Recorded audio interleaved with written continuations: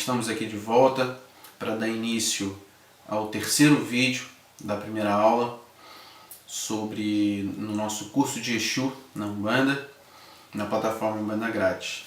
Esse vídeo a gente vai falar um pouco sobre o mito da criação na cultura Nagô, na cultura africana. Esse mito ele foi retirado do livro chamado Orixá, da editora Corrupio, e foi escrito por Pierre Verger.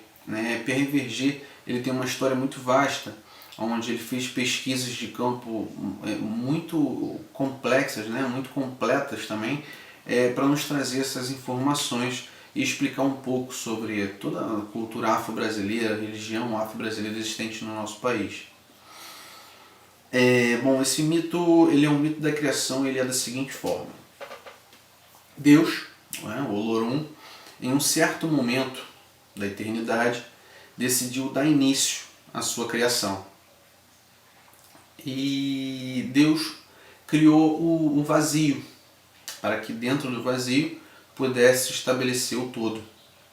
E destacou de si sua primeira essência, a essência criadora, no qual chamamos de conhecemos como Oxalá. Deus, o Olorum, chegou para Oxalá e incumbiu a ele a tarefa da criação e deu a ele um saco chamado o saco da criação, para que ele pudesse criar o mundo. Oxalá então desceu do Orum, que é o céu, e ele veio ao Aie, que é a terra, numa linha vertical. E ao descer em linha vertical em direção ao Aie, Oxalá em um certo ponto cruzou com o Exu, que já estava lá. E curiosamente, Oxalá passou por Exu e não oferendou Exu. Exu, muito chateado e irritado por não ter sido oferendado por Oxalá,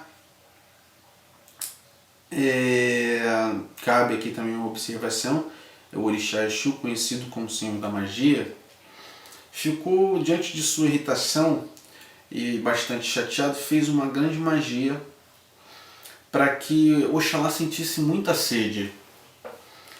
Oxalá então, caminhando no Aie para dar início à sua tarefa da criação, com bastante sede, começou a sentir bastante sede. Em sua frente apareceu uma palmeira, que foi colocada ali pela magia de Exu. E naquela palmeira existia um líquido que saía do seu caule, do seu tronco. E Oxalá viu que aquele líquido poderia matar a sua sede. Oxalá então pega o seu cajado, conhecido como Pachorô, e dá com o Pachorô no tronco da árvore e começa a saciar sua sede com aquele líquido. Oxalá, com a sua sede tão grande, bebe tanto, que não se deu conta que o que tinha ali era vinho de palma que foi colocado por Exu. Oxalá então, embriagado, desmaia no chão, e Exu pega o saco da criação de Oxalá e chama um irmão de Oxalá, que tinha o nome de Odudua.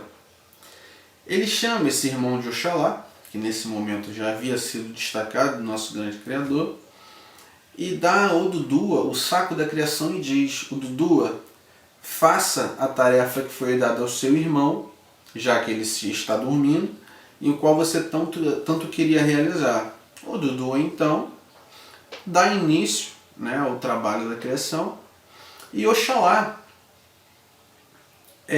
com seu, digamos que, o seu coma alcoólico, ele permanece por muito tempo desmaiado ali. Então Oxalá, quando acorda, ele se dá conta que tudo já havia sido criado. Oxalá então, muito desnorteado com a situação de não ter cumprido sua tarefa, volta ao Olorum e pede perdão ao seu pai. Pai, me perdoe, eu não fui capaz de realizar a tarefa qual o Senhor me deu, veja o que aconteceu comigo. E o Criador vira e fala o seguinte: filho, não se preocupe. Eu não viste o que tinha no saco da criação e esqueceu-se de oferendar a Exu ao passar por ele como agrado e cumprimento. Mas eu vou te incumbir a outra tarefa para que você possa dar início à nossa grande jornada da criação. Oxalá dá então o poder da criação dos homens. A sabedoria é para que Oxalá possa criar o homem a partir do barro. Oxalá então desce ao Aie novamente e ali se estabelece em sua casa com o seu forninho e ele começa a partir do barro modelar os homens e as mulheres. E Oxalá, depois que modelava os homens, colocava no forno e depois de um tempo no forno, Oxalá tirou o homem o qual ele tinha modelado e viu que ali não tinha vida. O homem não se mexia, era uma simples estátua de barro. E Oxalá, mais uma vez desnorteado, chama o seu grande pai. Pai, eu não fui capaz. Veja, eu criei o homem, como o Senhor falou, a partir do barro, mas ele não tem vida. E Olorô então diz a Oxalá: eu vou lhe ensinar a como dar vida à sua criação. Preste atenção. Oxalá então, Olorô então, ele se aproxima ao ori do homem, a coroa, e ali ele dá o sopro da vida. A partir daquele momento então, Oxalá passa a ter o conhecimento e o comando sobre a criação, né, dos homens e o sopro da vida, a sabedoria da vida. Oxalá então, conhecido como o orixá mais velho, né, depois de Exu, porque Exu, quando Oxalá desceu, já estava lá. Oxalá então ele se torna um grande sábio. E tempos depois, durante a criação, ele começa a ser visitado por todos os outros orixás que foram criados, né, após ele. Numa dessas visitas, as pessoas visitavam Oxalá, davam oferenda para Oxalá e ficavam ali, conversavam e iam embora.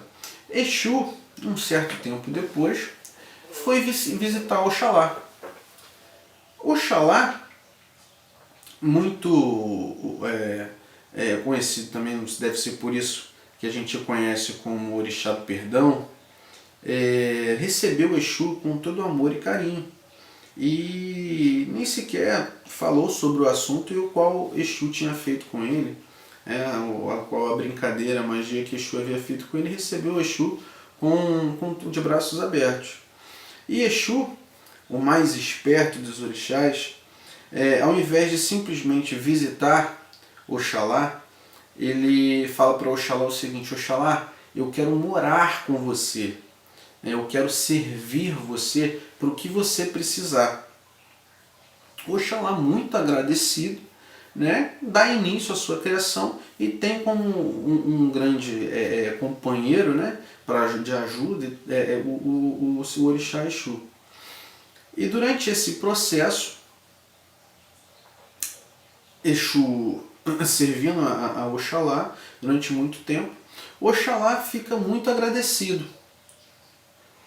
E ele dá a Exu como presente, diante de todo o seu empenho, né, todo aquele tempo qual ele se empenhou para ajudar Oxalá, ele fala para Exu o seguinte: Exu, como recompensa por todo o seu empenho, todo o seu comprometimento comigo, eu lhe dou de presente a encruzilhada que antecede minha residência, para que ali você possa estar e se estabelecer.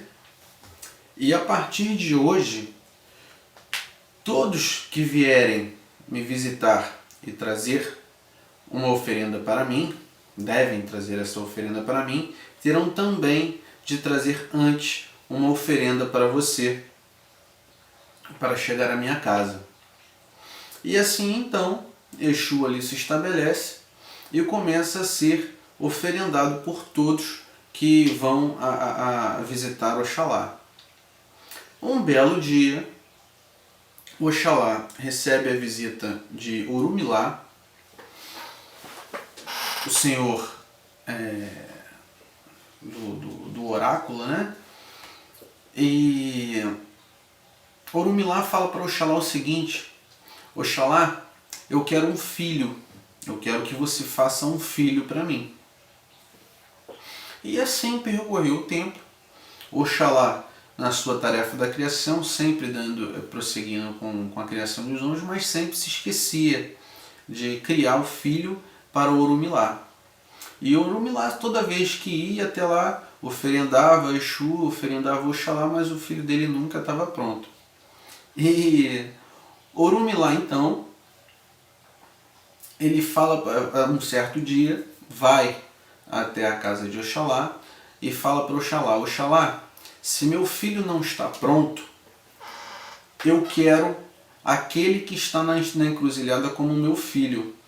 Oxalá então fala para Orumilá: Orumilá, você não vai querer ele como seu filho. E Orumilá fala: não interessa, se você ainda não criou meu filho, eu quero aquele que está na encruzilhada como meu filho. E Oxalá vira então e diz o seguinte: pois bem, quando retornar para sua residência, passe por ele, coloque a mão sobre a cabeça dele, vá para a sua casa e faça amor com sua mulher, que nascerá o seu filho, como ele. E Orumilá então vai, bota a mão na cabeça de Exu, vai para sua casa e deita-se com a sua esposa, né? E a partir, depois de, não sei qual é o tempo de gestação dos orixás, mas alguns milênios, nasce então o filho de Orumilá. É o filho dele, Exu. E Exu nasce com fome. Exu nasce com muita fome e começa a comer tudo que tem à sua volta, todas as comidas. Exu acabou a comida, Exu começa a comer tudo, os móveis, começa a comer tudo, e em um certo momento Exu come a própria mãe. Orumilá então, diante daquela situação, pega a sua espada, que foi consagrada por Ogum, né, por orientação de Ifá, e começa a correr atrás de Exu, que corre por todos os 9 Oruns existentes no céu, né, no espaço. E o Orumilá vai atrás de Exu, e em cada Orum que eles passam, Orumilá corta Exu.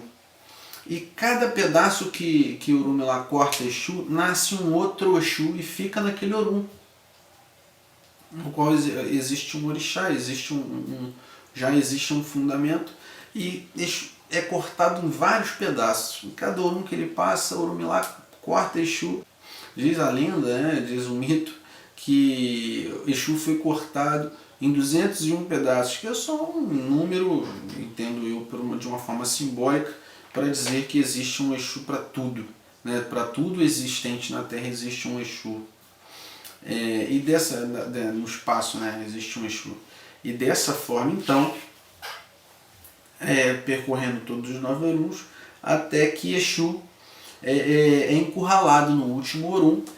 E Orumilá, quando vai dar o golpe com a sua espada fatal, Exu pera: não papai, fala assim: não papai, me perdoa, eu vou devolver a mamãe. E vomita tudo aquilo que ele tinha comido, inclusive sua mãe. Orumilá é agradecido, né? Pega a sua esposa e suas coisas, e quando vai embora, Exu fala: papai, eu quero ser seu melhor amigo. E Orumilá, sabendo da grande parceria de Exu e sabendo a essência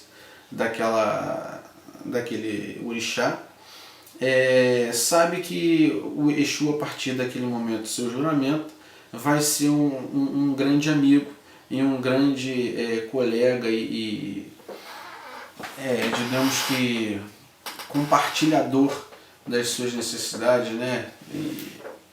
e um grande companheiro também. Exu então volta com Orumilá, e Orumilá diz para Exu o seguinte: Exu,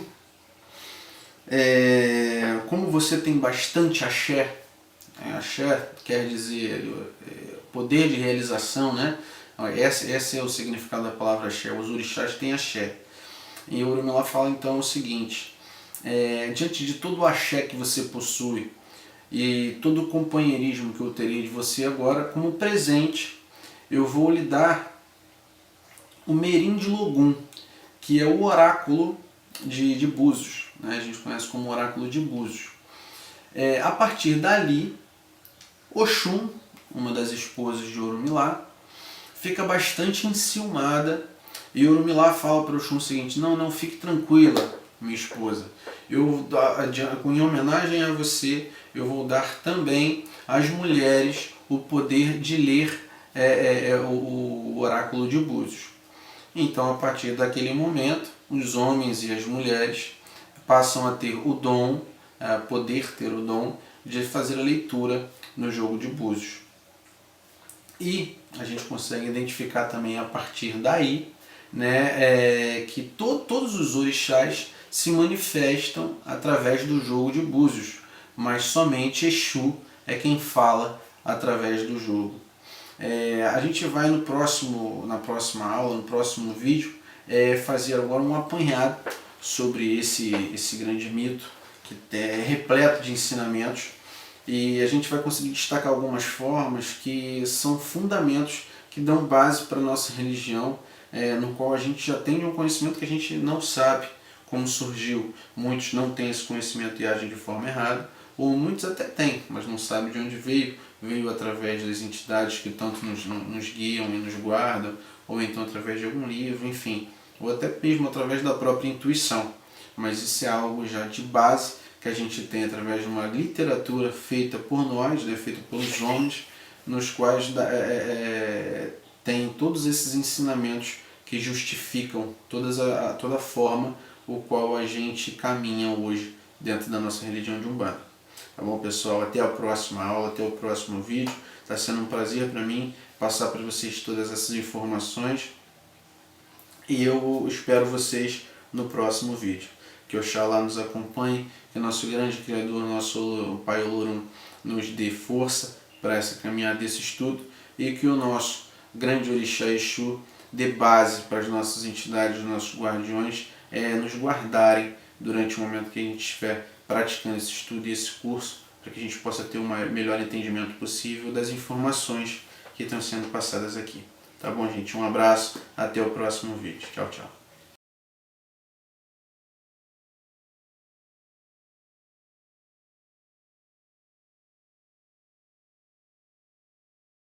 Fala, gente, essa aqui é a continuação do último vídeo, onde a gente viu um pouco sobre o mito da criação, a cultura Nagô-Yorubá, e a gente vai tentar extrair, vamos agora, né, extrair desse mito alguns ensinamentos que a gente consegue identificar diante do que foi passado através dessa história.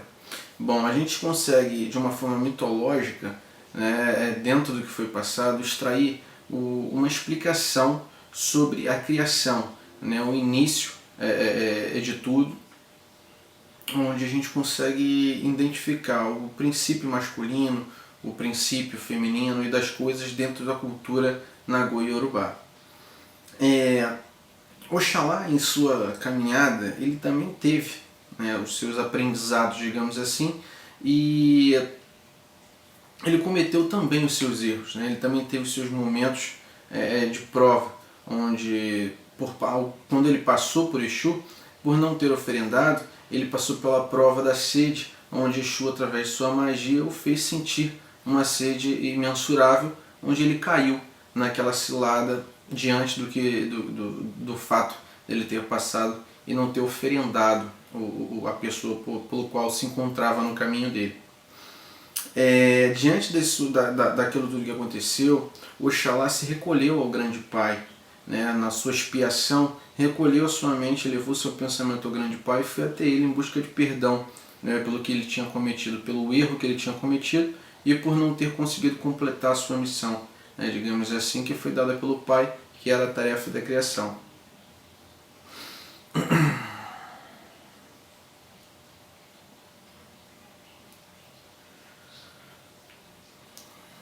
Com esse aprendizado, a gente consegue identificar o que para a gente é passado diante de várias religiões, que é o ensinamento principal do orai e vigiai. Né? No momento difícil da sua jornada, Oxalá, ao se ver naquela situação, recolheu somente ao Pai, orou, por pedido de perdão e orientação naquele momento. A gente consegue obter esse ensinamento desse mito. Exu, ele atua no campo da vaidade do ego. Né? Oxalá, né? Jesus, ao passar por ele para a vinda da sua tarefa da criação, não o oferendou, não o cumprimentou. Então, por vaidade, né, ele mesmo atuando no campo dele proporcionou a magia para proporcionar esse ensinamento ao grande Pai Oxalá, que é a área de atuação de Exu. Ele também atua diretamente ligado ao nosso ego e na nossa vaidade para nos proporcionar provas e expiações para a nossa melhora diante desses fatos. A gente consegue ver também que o sopro da vida ele é dado no nosso ori, né, na nossa coroa, que fica nessa região. A gente consegue identificar então ali sendo o nosso ponto principal de ligação com as energias do alto, do nosso Criador. Né, o nosso chakra coronário, digamos assim, ele nos dá essa ligação direta e recebimento das energias divinas que vem do alto até a nossa matéria. Bom, Oxalá, o orixá da sabedoria, ele é visitado e oferendado por todos e na sua casa, ou seja, a casa de Oxalá, onde é que é? No mundo, onde tem toda a sua plenitude, toda a sua criação. E onde Oxalá se encontra, Exu faz sua guarda, ou seja, Exu ele fica na encruza antes do caminho para a casa de Oxalá. Então, por isso, para que conseguimos chegar à casa de Oxalá e oferendá-lo, precisamos antes oferendar quem faz a guarda do caminho até ele, que é o nosso orixá Exu, o guardião Exu. A esperteza de Exu foi se juntar a Oxalá para aprender, né, junto com ele, diante de toda a sua sabedoria, tudo sobre a criação do homem, né, tudo sobre a criação e o início de tudo. Exu, com tudo isso, com todo esse aprendizado que foi dado durante essa vivência com Cristo, a gente consegue identificar porque ele é então o orixá mais próximo a nós, né? Porque que ele atua tão juntamente conosco, nos guiando pelo caminho certo, nos proporcionando as provas e expiações que a gente precisa, né, na nossa caminhada para que a gente se eleve o quanto antes, nos guiando ao caminho da luz o quanto antes, diante das nossas próprias trevas, o que a gente emana de dentro da nossa consciência humana, digamos assim. A fome de Exu, gente, ela representa a sua atuação. Qual é a atuação de Exu? Né? O campo de atuação. Exu, ele é vigor e vitalidade. E a sua fome representa isso, essa energia vital de querer, de buscar, de correr, de proteger, de ser amigo, de ser companheiro.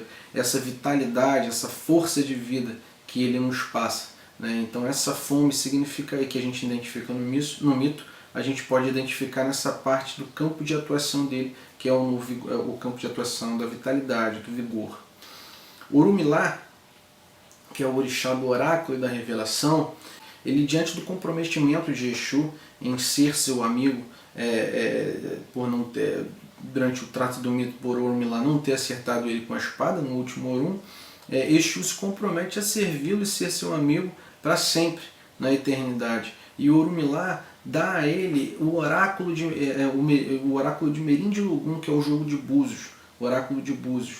A partir desse ponto do mito a gente consegue identificar por que no jogo de Búzios todos os orixás se manifestam, todas as entidades que precisarem se manifestam, mas quem fala através do jogo de Búzios é sempre o Exu, que está ali para passar essas informações. A gente consegue entender Exu como sendo o mensageiro dos orixás, o mensageiro da luz, né? Que nos dá os ensinamentos necessários para aquele momento através do jogo de Búzios. a gente consegue entender também, num certo ponto de vista, que se nós não oferendarmos Exu, né, nós não temos espiritualidade, porque o nosso ego e a nossa vaidade não nos deixa enxergar que junto de nós existe alguém que nos proporciona enxergar o nosso próprio erro, as nossas próprias inferioridades no nosso caminho para que a gente evolua. Então a gente prefere meio que colocar a culpa nele. Não, isso daí não é meu, é culpa do Exu. Não é, na realidade ele está querendo nos ajudar a melhorar e ver e fazer com que a gente enxergue dentro da gente os nossos erros para que a gente possa podá-los e melhorar as nossas atitudes no dia a dia. Bom, gente, é isso. Esse foi um resumo, um leve apanhado sobre o que a gente consegue entender dentro desse mito. Vocês podem ver e rever cada leitura que vocês fizerem, ou interpretação, a gente consegue extrair uma coisa diferente dentro do que a gente entende já sobre Exu, mas falando de um modo geral, a gente consegue extrair desse mito os campos de atuação de Exu, identificar no mito aonde ele atua, quais os seus campos de atuação, a forma que ele atua, mas também lembrando que esse mito é um mito escrito pela cultura Nagô, né? E a gente tem que entender que, por exemplo, na Umbanda ela não existe jogo de búzios, né, e algumas coisas assim, mas a gente precisa focar mais em entender quem é o Orixá Exu, para que a gente futuramente consiga entender quem é a entidade Exu, né, que nos acompanha e que nos guarda na nossa religião de Umbanda, que todas elas nos amparam, nos guiam, mas são sim amparadas por um Orixá, né, um Orixá Exu, o qual cede esse nome e esse poder de atuação a eles, que os amparam durante a sua caminhada também de evolução. Tá bom, gente? Até o próximo vídeo. Um abraço a todos. Que todos nós sejamos iluminados pelos aprendizados que estão sendo proporcionados para a gente aqui nesse estudo. Tá bom, gente? Um abraço. Fiquem com Deus. Até logo.